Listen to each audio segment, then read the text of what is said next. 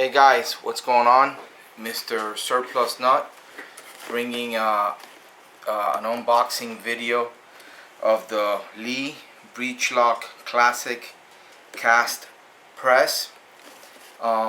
Check out one of my other videos where I explain the reason why I am doing an upgrade on my reloading equipment from the Breech Lock aluminum cast Challenger press to this one.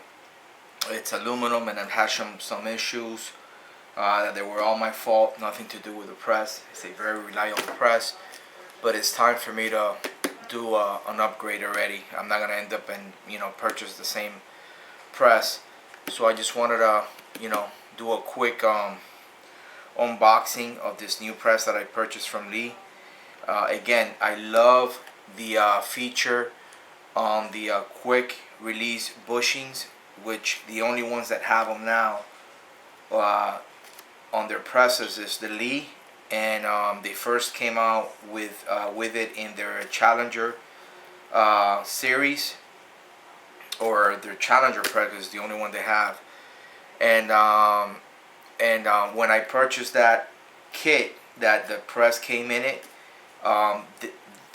they didn't have that feature in their cast iron press. So after I think a while back, when I saw that they came out with it, they put that feature on the classic cast press, the Breech Lock quick release bushings. I went ahead, and I've always been tempted to purchase this press, being that I want a really heavy duty press. And let's get right to it. I already kind of like opened it, obviously, to see the what was in it, but I haven't taken nothing out yet. So this is the box that it comes in. Okay, and obviously the first thing you get, I'm not going to be going through it and reading it or anything like that. I saw another video from this guy, which is, he's got a really good video on it. I think his name is Jay Williams, and I don't know where he purchased it from, but he got the manual from Lee, and also like another catalog to order more stuff from them, whoever I ordered it from. In this case, it was Precision Reloading. This is all that I received in the box, which you guys are seeing. So here we go. We have the manual that you get. Okay, the manual that you get, and it just tells you pretty much about it, and I guess how to get a little bit of knowledge, I guess, just through this, on how to reload some ammunition. So, but I would do more of a homework than just going on this. But yeah, this is the little manual you get that comes with it. Here we got the tube that goes on the side of the press. Actually, this one is a lot thicker. Well, not a lot thicker, a little bit thicker than the I believe than the one in the Challenger. It might be the same size. No, I don't think so. It might be just a bit thicker. And obviously, it comes with this cap here that you can take this out and just let it hang over a garbage can, and all your primers will fall directly in there. I usually use it with the cap, and once the tube gets filled up, I just go ahead and I empty them out. So this is one of the things you get. Okay, we'll put that aside here, and then we'll take the box out of the way. This paper here covers the RAM, I think. You got the pack of hardware. We'll see what's in it in a little bit. Obviously, let's take out the press. It's really heavy, so yeah. There we go. That's the press, and then what's left in the box, it's the actual handle. Okay, so this is all that comes in the package. You get your Lee little manual, your rubber piece, your box of hardware, and the press. Now, again, this press, it does have the the mechanism for the quick release bushings. And if you look at it, I mean, this thing is massive. It weighs a lot. It's all uh, you know, steel, cast iron frame, so it's extremely heavy.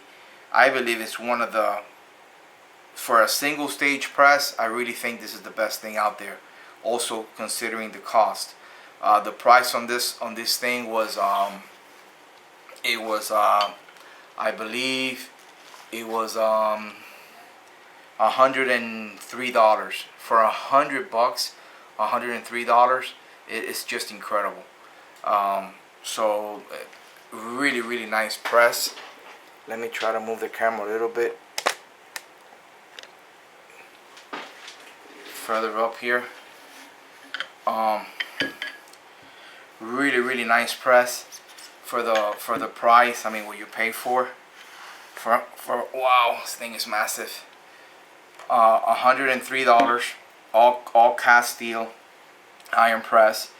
The ram in here, it's the only one in the market that it's an inch and an eighth, and this thing here, the body down here, this is just massive. This is where I had the issue with my cast aluminum Challenger press, that the linkage was hitting in these two steel mounting plates that I did for it on the table, and it just completely gave away right around here on the aluminum. So I doubted this is going to happen with this one. And the linkage down here, it's all heavy duty aluminum, heavy duty steel.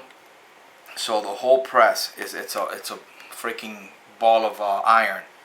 Extremely heavy. Once this thing is mounted, I don't think I'll have a problem. I already checked it for pretty much for alignment. It's pretty smooth on here, extremely nice and smooth. I moved the ram all the way up, and I checked to see if we had any played in here. And on the video that Jay Williams did, he said that his had minimum. I mean, I don't know. This one doesn't move at all. I think his whole thing was moving. He thought it was the ram, but this thing has no play at all, and that's what I'm really looking for. It looks like the alignment on it between the ram and the opening where the dies are gonna sit are pretty straight in alignment, and the mechanism is extremely really smooth. Again, inch and an eighth ram. That's what the specs say, and it looks it. Look at the size of that freaking ram right there. Let me bring it down. It is freaking beefy. So a heavy duty press. You gotta be very careful. I mean, you gotta hold it with two hands.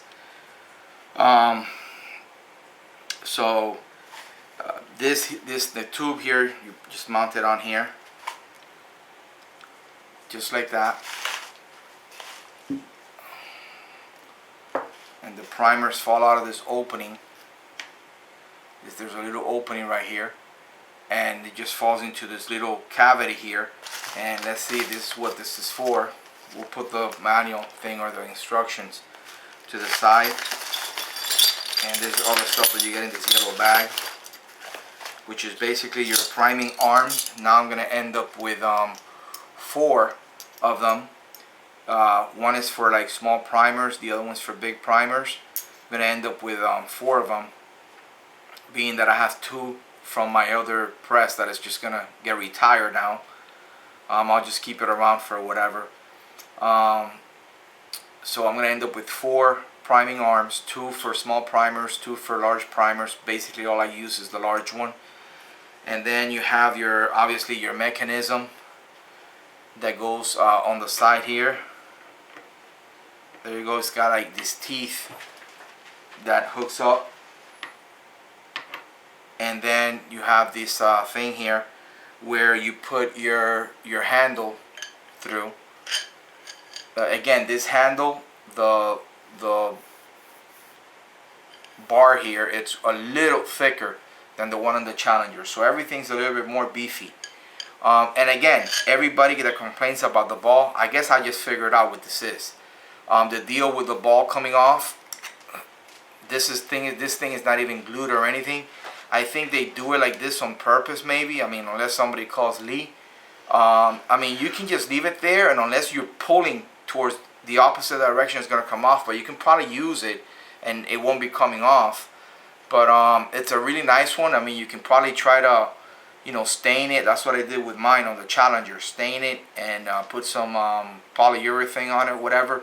What I got in mind, I'm going to give me a biller ball. Maybe like a number 8 or the red one, whatever number it is.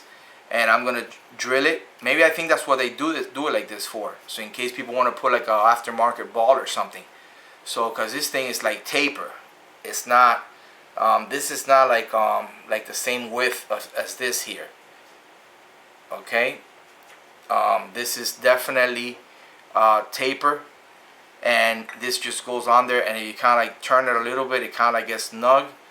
But I guess that they make it like that in case you want to take it off and customize it and put your own biller ball, which is what I'm going to do. I'm going to look in the internet on eBay or something, or see if a friend of mine has one that they can hook me up with it. And I'm just going to drill into it, and I have this killer epoxy that it will not come off. I've heard of some people using JB or whatever, but I have this killer epoxy that that's what I use to secure the ball on the handle on my Challenger press. But I'm gonna put definitely a biller ball on this one, because this press is gonna outlast me. It'll probably, I'll see my grandchildren reloading on it. It's all, you know, heavy duty steel press. The other one was aluminum, so that's why it probably gave out a little bit. It served me well for many years, but now it's time to do the upgrade. And I did it with another Lee. Their cast iron Breech Lock press. I'm really happy with it. The again, the ram, it's 1 1/8", the thickest in the industry right now. The thickest I've seen, I think it's been on the Redding's Boss or Big Boss, and I think that one it's or maybe even RCBS, their Trucker Supreme or something. They might have like a 1-inch ram. Lee came out with their heavy duty 1 1/8". It's extremely thick. The alignment looks great, and the linkage and everything, heavy duty steel. They give you all the hardware. They also give you one quick release bushing. Okay, their Breech Lock bushing, which goes here on top. Many of you have seen how this thing works. I'm not gonna lift up this monster and try to get it in there. And again, you get the, you know, all the hardware to put your handle together. And obviously everybody knows about this, the little cover that goes on the side here with the screw to make the primers go right in there. This thing is so well made. I'm even putting the screw by hand, not even a screwdriver. It's really tapped and drilled and tapped really well. It went in by hand completely. You know, maybe you might want to put a little bit maybe not Loctite, because you might on mine I take this off once in a while to clean inside of there real good. So yeah, that's the cover for that. You know, everything else you get, the linkage and everything. It's an awesome press. Can't wait to start reloading with it. I expect to get some good precision out of it too. And then the mechanism down here, take this thing out. The bottom of it here is just a monster. This thing here, I don't see, I mean, this is extremely thick, all steel, and the ram being steel going up and down, I don't see a problem with it. So it should be fine. The whole platform here where it mounts, heavy duty monster. Again, since I have my Challenger, when they came out with this one, with the cast press, and I wanted it, but then again, I didn't like the, you know, I like the idea of the changing the dies real quick. So as soon as I heard that they have put this feature of the quick release bushings, the Breech Lock, thing on top of the cast press. Even though my little Challenger was doing fine, I was always tempted to just upgrade to it. So I'm glad I did. So it's awesome. Can't wait to again to reload on it. Alright guys, so this is Mr. Surplus Nut. I'll check you guys out later. I hope you guys enjoy the video. Later.